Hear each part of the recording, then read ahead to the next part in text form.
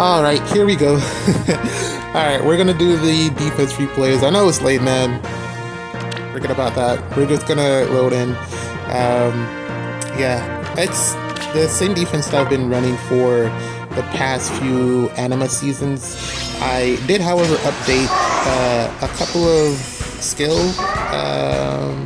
selections, which you'll see later on. I did it like midweek because, like I said, this past week was a bit hectic. And because of that, I did also make a mistake, which I was talking about in one of the other videos. Probably just going to skip through those, but this was what the defense was before I made the adjustments, and I'm just going to go over a few of the replays, and well, I'm going to go through all of them. It's not going to be like a crazy long video. We can go through all of them, and then I'll talk about just some of the things that I noticed that were interesting.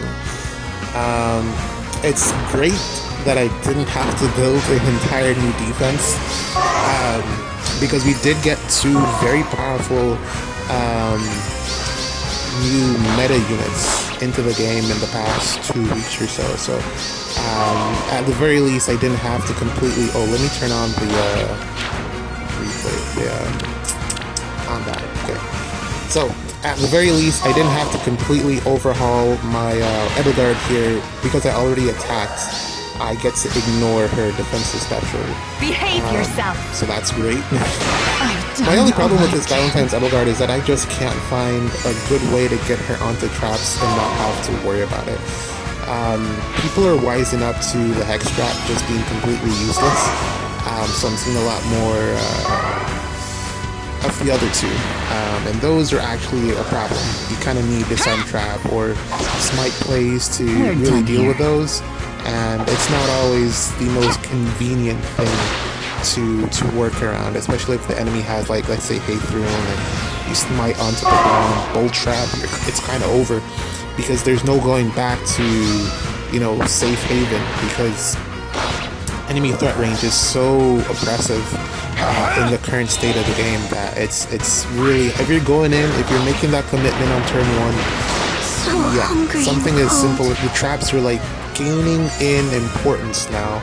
I want to say they're a lot more detrimental to whether or not you can win or lose a match in Ather raids, because enemy foot range is just, again, so oppressive that it's really hard to avoid. You know, getting into a situation where you step on a trap and it just ruin your run, because again, they can heal a lot of times because of Ather, and your team composition on the other side probably doesn't allow or accommodate for a unit like Ather to be there. So not the most balanced thing in that aspect, but then also at the same time, I mean, it's really down to how you play, and again, down to the team composition that you bring, which is why I was saying that a lot of my teams have been including dagger units lately. Luckily, the dagger units that I've been bringing are very meta and just good overall. It's just, how do I put them onto the team in terms of some extra slot that you gotta think about.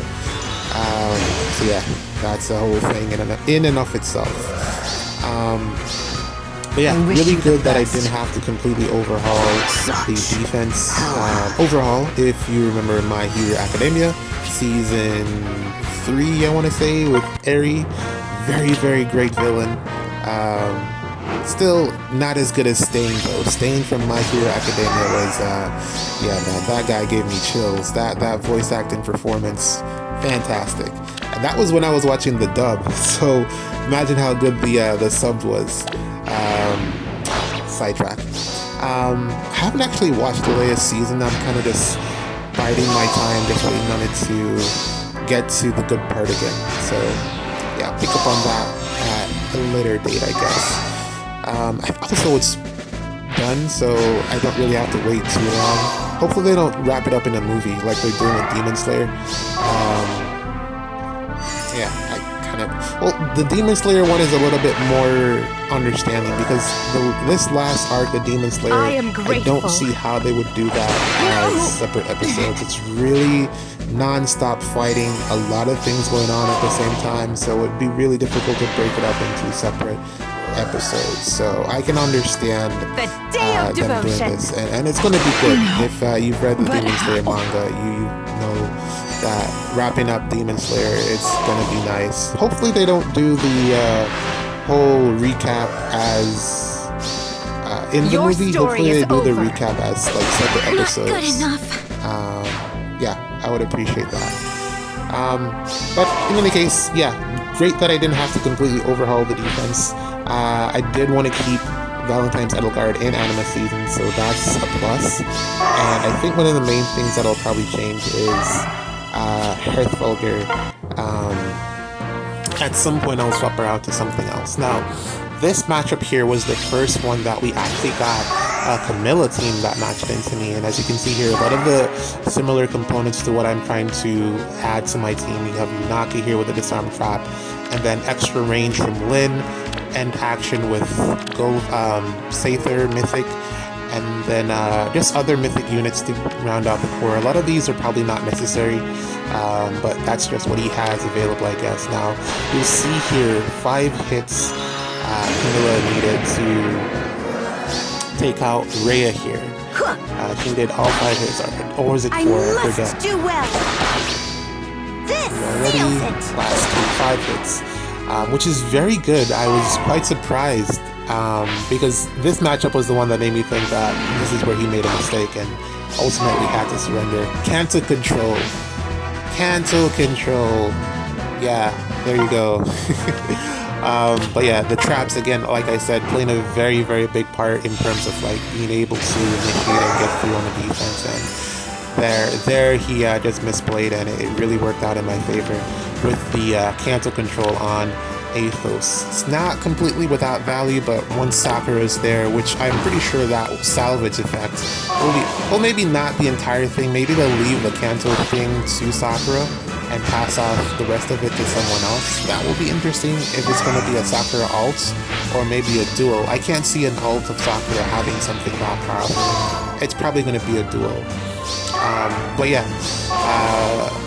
Camilla there, I really think that was really down to the team composition that he brought. I think if he had a better team with Camilla, it could probably work out with 3 hits. Not that it matters.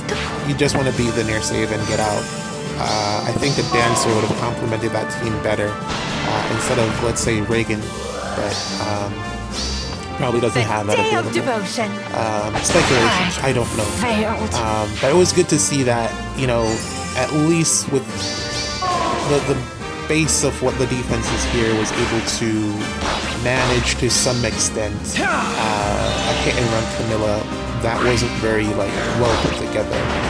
You're gonna see a bit later on there'll be another one, and that was the one that kind of, well, essentially made me remember that I needed to update something on my defense. I have distance, close defense, seal on no hesitation. Rhea currently. It's very helpful, I want to say, or it was helpful in the previous weeks, but with the new units, Erica and Camilla being introduced in the game, I was like contemplating in terms of whether or not it would actually be beneficial. Could have tested it beforehand just to find out for myself, but again, I was really busy and also not focused on Faye. Here you'll see this is really interesting. I also found this out for myself. This is one of the few things that I did test. You see Erica here failing to attack into Athos. And the reason is that Athos actually lives the brave hits and takes her out in retaliation with Frost Moon, which was actually insane. He's not even bonus. So yeah, he lived the initiation from Erica there with the support that is currently here, and then was able to take her out in return. So that was fantastic. I found it out previous week when I was doing some testing with Erica just to see how I could fit her in, and I was like, how is he able to counterattack? That was the first thing. I thought she had like a super effect, but it's not a super effect. It's based off the range. So if you're attacking a range unit, like basically hand axe, if you're attacking a range unit, then the range unit is obviously going to be able to counterattack because they can attack at that range as long as they can survive, which means as long as there's a range unit that can survive against Camilla, you can put them in a range that is not covered by near save. So Athos, blue, very tanky himself, you know, can be built to just lift things, is a really good option, tech option, once he's properly supported. This was the Lost, and as you can see here, the combination that made it happen, as I mentioned, Sakura and Camilla. She doesn't have a seal, but it doesn't matter. Distance defense, close defense seal there on Rhea didn't help me in the slightest. He's also getting some additional true damage from Plumeria and support from Alm as well. So just a lot of things going for him here in terms of this Camilla being supported properly. And yeah, they're just going to go in and smack Rhea, even with all of the help that she has here. And this was the match that made me realize that I needed to swap up what I had going on, just to ensure that Rhea can survive, which she is able to do once you build the defense properly. Which was a pleasant surprise. I really appreciated that Rhea could live this Camilla with the miracle support. Did take the 3 hits, but yeah, that was really the kicker. The ability of Camilla to just run away because of Sakura. Man, I think it's the Sakura support is probably my least favorite addition in the past couple of months. Because it completely neutralizes cancer control. But the original counter to cancer control was to just not have it. But now they've introduced something that just makes the skill itself completely just dog shit, which is bad. I did not like it when it was. I didn't really like overly. I wasn't like, but then I wasn't like hard on it when it first came out. But then playing with it and having it, you know, against me, I've just been noticing that this is just not great game design. It didn't need to be added, but then also I guess Sakura needed something extra stats. Just do that instead. It didn't need to have the Kanto thing. Although, I mean, it could still have the retreat. I must do well. But it didn't need to have the portion where it disabled Kanto control. Kanto control could have been a counter to this. But I guess they didn't want that to be a thing, and they just decided to go balls to the wall with it, and just here's the results. You get obliterated with strongest initiator in the game. She just blows you up, and really not much you can do about it. And yeah, you just got to deal with it, man. This was what made me, after this match, I realized that I needed to include a specific seal to make Rhea a little bit more tanky. Increase her survivability. It doesn't increase her tanking overall. It just makes sure that she gets a hit in.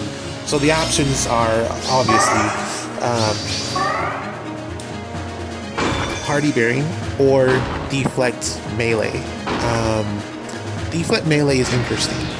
The reason that it's not the greatest choice is that Camilla has damage reduction halving, and that can be made to full DR piercing with no quarter. So the Deflect Melee seal kind of useless in the Camilla matchup, especially if they're getting 5 hits. You're just gonna die. So the next course of action is to ensure that you're able to at least get 1 hit in. GG's here to my opponent. Very good, win there. Not much that I can do about it, but eat the loss. And then these couple of matches here, I made the adjustment, but then Sedith, as you can see, is missing because I forgot to rebless him to Anima. I should just build one Sedith for defense and then use the other one for offense, because I do have a second Sedith. I just haven't included him in a lot of the stuff that I've been doing. So I should probably do that just to avoid a potential situation like this from happening again. Instead of just using one Sedith and blessing him 4 times or 3 times for each season, I should probably just, because that's what I used to do with Fallen Maria. So I'll probably do that with Sedith. It's just that I gotta get some more skills on the other Sedith to make it actually make sense. But in any case, there's no point in showing those, because it essentially broke how my defense functioned, and it just was not the same.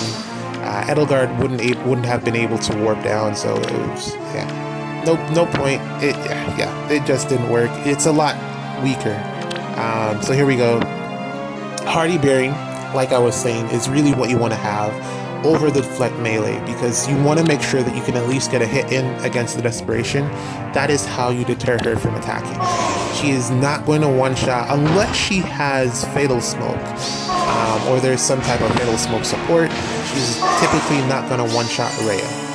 So yeah, Hardy Baron is definitely the choice that you want to go with for Astra Anima season. In Light and Dark season, where there's Hearthvilger, Mythic Hearthvilger, you might want to consider, well, as long as you have a way to neutralize the miracle stuff, then you should be fine. But it's probably a little bit more difficult because Hardy Bearing, Camilla can one-shot if there's enough debuffs and stats and stuff. She can get the one-shot against Rhea if there's Fatal Smoke. So, yeah, Hardy Bearing, looking at the options and the choices, Hardy Bearing still makes the most sense. Because again, you get to at least get a hit in, and Camilla is not living a hit. She's not living anything, which I guess is her one weakness, but if you're killing everything, then that's really not much of a weakness, to be quite honest. Yeah, Edelgard going to town, man. Even though they were able to back out, not quite far enough. Behave yourself. Not quite far enough. I guess they were setting up to go in, but they just weren't able to get out of the zone. And as you can see, Edelgard making quick work of things here, which I appreciate. That is why she's there, and she'll be here for a while longer, until I'm forced to change it at the very least. I think Mythic at the end of the month, Legendary, Mythic probably. But I don't know who is going to be up. We'll see what happens. Could be Legendary. Didn't we just get a Legendary? No, Emblem. Could be Legendary, but again, let's see. Really nice Valentine's Edelgard here, full investment. Really nice to see. And I think, yeah, there you go. Erica not able to do anything, which is, again, Hardy Bearing. Well, I don't even... Is there desperation here? Probably I missed it. But yeah, great to see it. Erica not able to do anything because Rhea is just that fantastic.